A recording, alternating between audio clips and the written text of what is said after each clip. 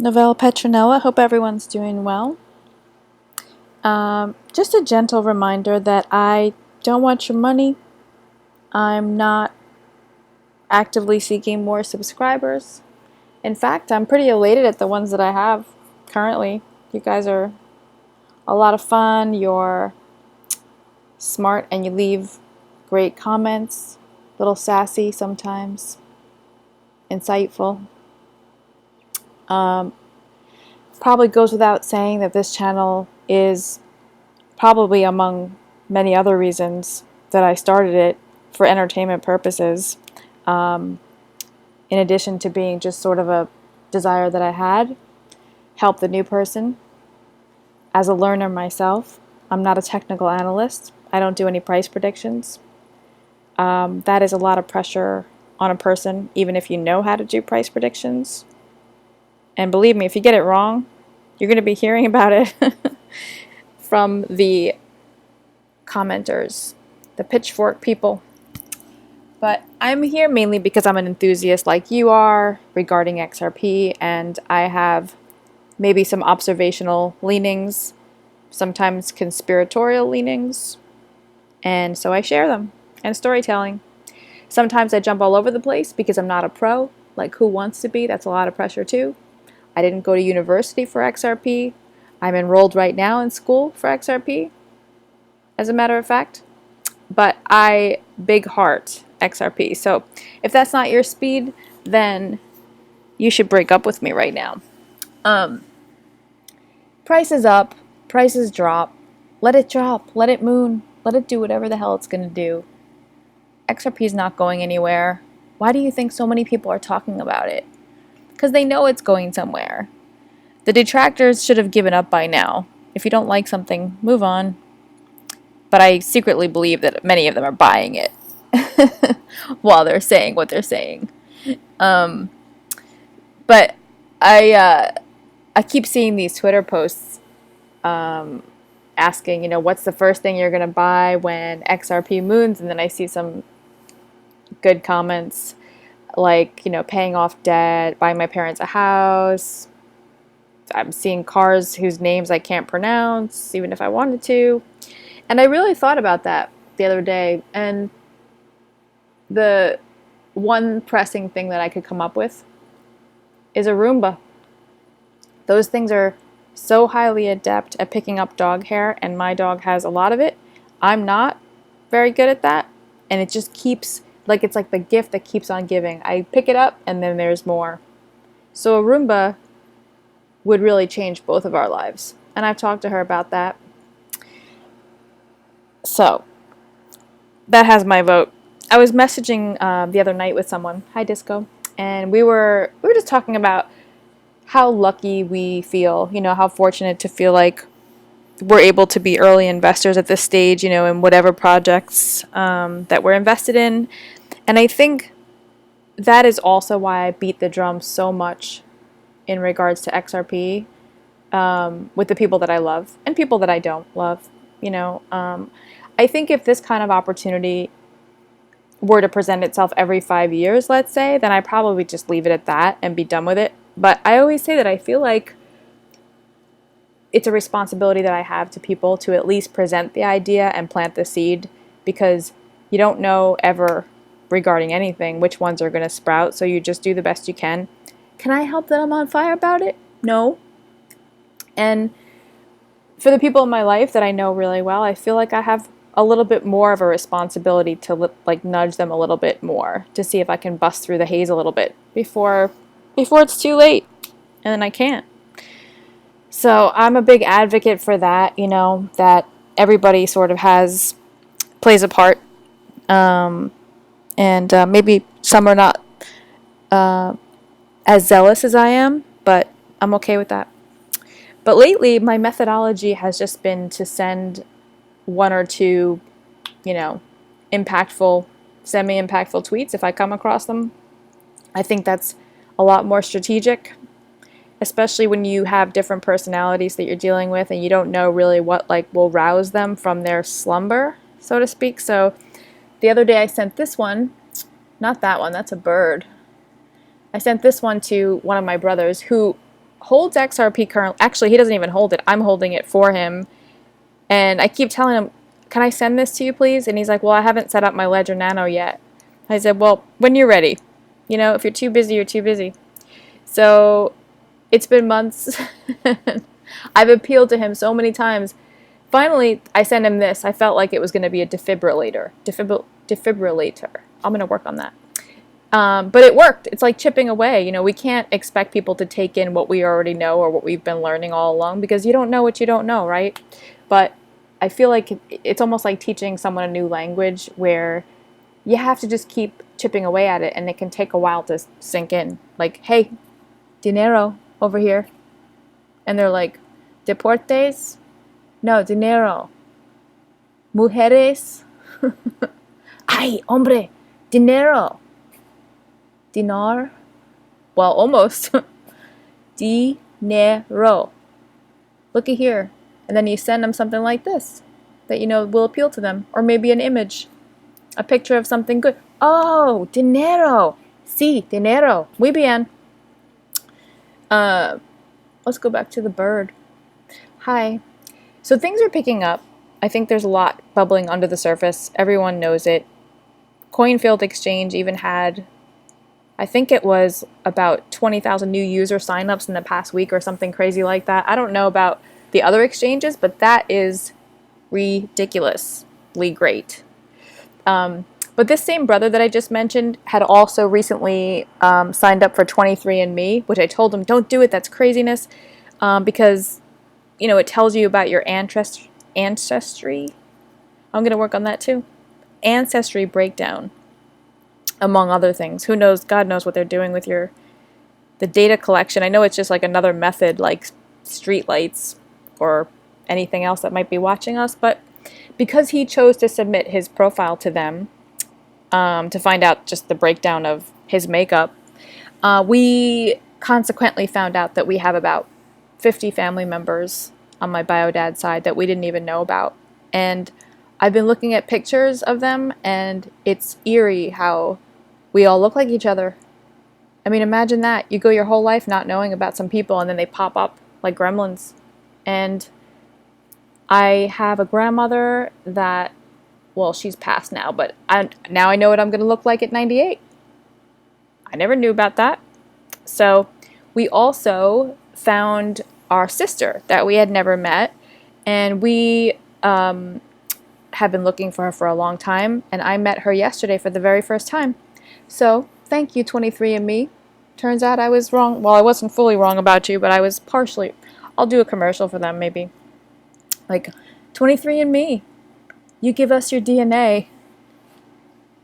We'll at the very least give you a sibling, or we'll chuck a few family members your way. But I really like the idea that, and I think about that sometimes things have a flip side to them. You know, I was convinced that this was the worst idea ever. I still kind of do think it's not a great idea. But we've been trying to locate her for so long and like couldn't find her. And so inadvertently, you know, this happens and she pops up. So I went to see her yesterday. She brought her husband and my cousin, who, as it turns out, also has a propensity for storytelling. So we had a lot in common. And I just pretty much stared at her a lot. I hope I didn't creep her out. But it was really amazing. And she spent her whole life never having a brother or sister. And I have tons. I mean, I've got a lot of brothers, and I have another sister. And she, you know, she lives in New Jersey, but she's got a house in Florida. So Florida also gets 2 points. Which Florida should have their own tagline, like, Florida's a place for all reasons. Thank you, Florida. A place for all reasons. Even if you're not really sure you're going to like those reasons. Florida. But thank you. I appreciate that, 23andMe, for what that's worth. But the last couple of months or so, I've noticed an influx of, and this is what I wanted to get into. I've noticed an influx of some really, I guess, bullish, but very cryptic XRP Twitter posts, which might be a good sign for all of us, because if you believe, and I'm not saying I do, but if you believe or you think it's possible that the decision makers or like the key players of the world could possibly utilize like an undercurrent of occultish language when they communicate, or like an occultish mindset, which kind of uses like symbology and talks through, I don't know, Masonic brain teasers, and other like enigmatic signals, then you probably already know that they put everything out in plain sight for you to see. They, whoever the hell they are. But you see things, in movies and media and print. And so I asked myself, why would Twitter be any different? It's another mode of communication. There's so many people on it. It's instant. It's effective. If you believe this, that is. Look, I may be, I understand that I'm interested in exploring ideas that maybe some people are not open to, but believe me, like, I understand that not everyone's going to think this is even remotely plausible, and I'm cool with that, but I have no one to impress, and no one's hiring me, so here I am. But I wonder if you think it's possible that you could still be, on the one hand, like insanely, unimaginably wealthy, but the other part of it is that you're still under the management of like this kind of governance. I'm not saying that's the case, but I wonder if people think that's possible.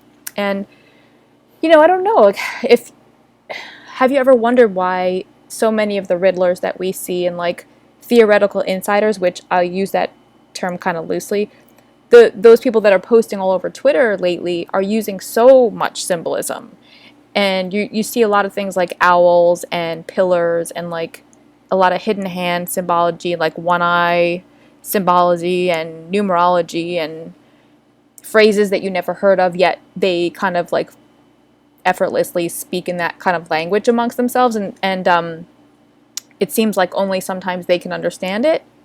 Maybe you haven't, but I think about this because I do see a lot of this lately, and it might be something to consider. It might be all coincidental. I just thought it was worth noting. So in that particular vein today, I thought we could take a look at some of the other manifestations of the phoenix, the infamous phoenix. And so you've probably by now seen about 1 billion times this particular Economist magazine cover from 1988 that features the phoenix rising from the ashes, as you can see, and says, "Get ready for a world currency." It's generated a lot of talk amongst the Twitter community of XRP, and of course Bitcoin are big on this because they think it's Bitcoin that this is referring to. So, and then some speculate that it's XLM as the one to rise from the ashes of the fiat paper currency. But I looked it up, and in Greek mythology, a phoenix is a long-lived bird that cyclically regenerates or is otherwise born again, kind of like the crypto market. And it says, associated with the sun, a phoenix obtains new life by arising from the ashes of its predecessor. Kind of like fiat or Bitcoin, I don't know. It says, according to some sources, the phoenix dies in a show of flames and combustion, although there are other sources that claim that the legendary bird dies and simply decomposes before being born again. Why? I don't know. So this is going to be slightly off, well, this isn't really off topic for me, but slightly off topics, but these are all things that kind of caught my attention the past couple of weeks that sort of pertain to this regarding the fiery phoenix. And so this first, I don't know if you know who this person is, but Isaac Kappy, short version, if you don't know him, kind of came out of nowhere last year, started accusing people in Hollywood of doing really bad things to children, started getting a lot of traction on places like Periscope. He was live streaming sometimes daily. He kind of amassed a large following, had a lot of supporters, a lot of not so good supporters, a lot of detractors, and ended up supposedly committing suicide a couple of weeks ago. Or maybe he's under protection somewhere, never to be seen again. But it's a very interesting story. If you are interested, look him up. I've been kind of following it loosely, but I came across this incidentally. His roommate and his friend, or she calls herself his mom, I don't know. His roommate and friend Michelle posted something on her Instagram a couple of weeks ago, which was actually a couple of weeks before he died. And it says, my infamous roommate installed some of his art in the house this week, which, by the way, you can see looks like a bird, right? Looks like a phoenix. Kind of. The pieces look like they could have been designed for the rooms. They have good energy. He is a brother to me now. We have each been through the Illuminati fire, whatever the hell that might be, because I think you would think if you were one of the illumined ones, you just wouldn't mention it, but apparently that's not the case. Or maybe she's crazy. I don't know. Illuminati fire and live to tell the tale. The next phase will be the Phoenix Rising. A new year has just now begun. Expect fireworks soon. This Thunderbird is our story. He and I are witnesses for each other. And soon the world will see something amazing. A change has come. We are the ones we've been waiting for, friends, and we are arriving in numbers that will turn dark to light. In service to each other, we all rise together. Fifth dimension and beyond, blah, blah, blah. What does this mean? I really don't know. I'm just an observer here. She might be crazy. I don't know. But I did notice it, and I thought it was interesting enough to share. Now, someone else who has a penchant for the I Rise theme.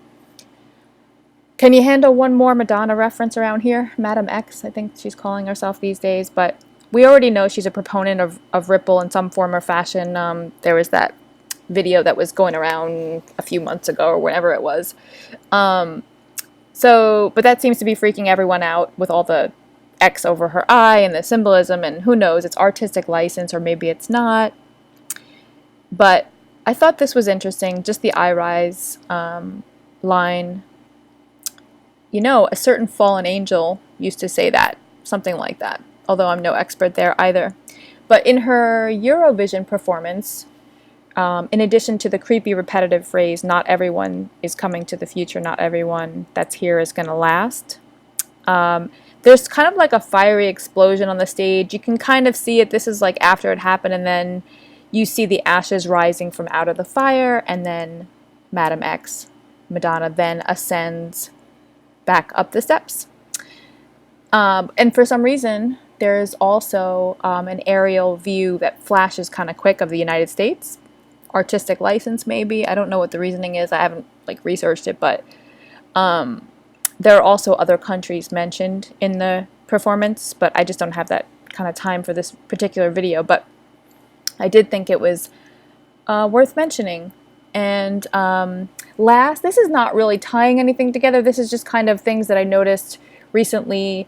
I had never even seen this particular Harry Potter movie, but there is a scene where the professor's bird, Fawkes, catches fire, and the professor tells him, Fawkes is a phoenix, Harry. They burst into flame when it's time for them to die, and then they are reborn from the ashes. So, you know, you say what to make of all this. I really don't know. But if this has any indication whatsoever of where the world and our financial system is headed, is that a good thing? Guess we're going to find out. I still believe you're going to be infinitely wealthy if you do hold any amount of XRP that, you find to be enough. And with that, I hope you have a great weekend.